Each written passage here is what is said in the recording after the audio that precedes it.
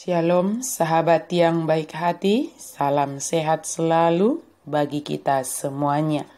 Marilah kita bersatu di dalam doa. Allah Bapa di dalam Yesus Kristus, kami bersyukur atas segala kebaikan-Mu. Kami bersyukur atas pemeliharaanmu bagi kami. Saat ini kami mau merenungkan firman Tuhan. Bukakan hati dan pikiran kami agar firman Tuhan dapat berkuasa dan bekerja di dalam hati dan pikiran kami. Amin. Firman Tuhan bagi kita hari ini dari Keluaran 23 ayat 8. Suap janganlah kau terima, sebab suap membuat buta mata orang-orang yang melihat dan memutarbalikkan perkara orang-orang benar. Dan jadi jalo omo silehon-lehon ay papitung mata ni halak akan natonggor hian nian anggo silehon-lehon. Jala di papeol perhataan ni halak partikor. Suap janganlah kau terima. Suap adalah suatu usaha atau tindakan yang dilakukan pihak tertentu melalui cara-cara yang tidak benar untuk mencapai tujuan-tujuan yang dianggap lebih menguntungkan atau memudahkan.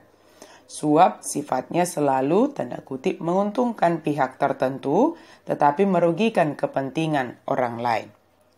Allah menentang suap. Sebagaimana ayat harian kita hari ini dengan tegas melarang praktik suap dan menggarisbawahi dua akibat dari suap, yaitu membuat buta mata orang-orang yang melihat dan memutarbalikkan perkara orang-orang yang benar. Tampaknya larangan mempraktikkan suap merupakan tema penting dalam Alkitab. Allah mengingatkan dan memberikan peringatan bahwa sikap suap akan merusak tatanan moral yang baik dalam masyarakat. Misalnya, Ulangan 16 ayat 19 menyatakan, janganlah memutarbalikkan keadilan, janganlah memandang bulu, dan jangan menerima suap. Sebab suap membuat buta mata orang-orang bijaksana dan memutarbalikkan perkataan orang-orang yang benar. Allah tidak hanya melarang, tetapi Alkitab menunjukkan bahwa Allah itu anti suap, sebagaimana yang dinyatakan dalam Ulangan 10 ayat 17. Sebab Tuhan Allahmu lah Allah, segala Allah, dan Tuhan segala Tuhan, Allah yang besar, kuat, dan dahsyat, yang tidak memandang bulu ataupun menerima suap. Dan Allah akan menghukum orang yang melakukan suap. Mengapa orang melakukan suap? Jika Allah begitu melarang praktik suap, lalu apa yang menyebabkan orang melakukan suap? Setidaknya ada dua alasan yang dapat diamati, yaitu pertama, keinginan untuk menjadi kaya dan memperoleh keuntungan yang besar dalam sekejap. Inilah yang pernah terjadi di Israel, di mana Yoel dan Abia, anak-anak yang hidupnya mereka hidup tidak seperti ayahnya, seperti Samuel. Tidak hidup seperti Samuel, tetapi mereka mengejar laba, menerima suap, dan memutarbalikkan keadilan. Banyak orang ingin cepat kaya dan memiliki banyak harta benda, seperti rumah besar, mobil, perabot, serta pakaian mewah atau yang lainnya. Keinginan ini mendorong mereka untuk melakukan praktik suap. Kedua, kebiasaan atau gaya hidup yang salah dalam sebuah masyarakat. Hal ini dapat disebut sebagai tanda kutip budaya suap. Seseorang yang sejak lahir, balita, remaja, dan dewasa bertumbuh dalam situasi masyarakat yang mempraktikkan suap sebagai hal yang biasa, tidak lagi merasa bahwa suap adalah sesuatu yang tidak benar. Dengan kata lain, seolah-olah suap tidaklah suatu dosa.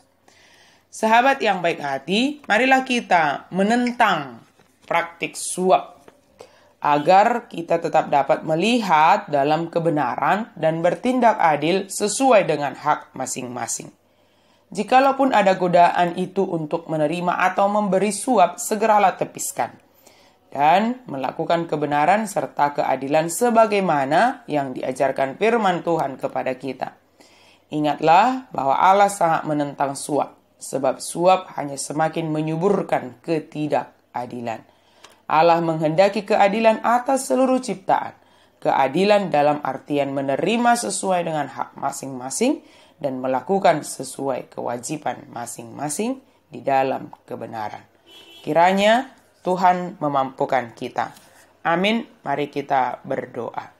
Terima kasih Tuhan untuk kebaikan-Mu bagi kami yang mengingatkan kami untuk menentang praktik suap dalam bentuk apapun. Biarlah kami Engkau mampukan melihat dengan kebenaran, bertindak dalam keadilan di dalam seluruh sendi kehidupan kami. Terima kasih ya Tuhan, dalam nama Yesus kami berdoa dan bersyukur. Amin.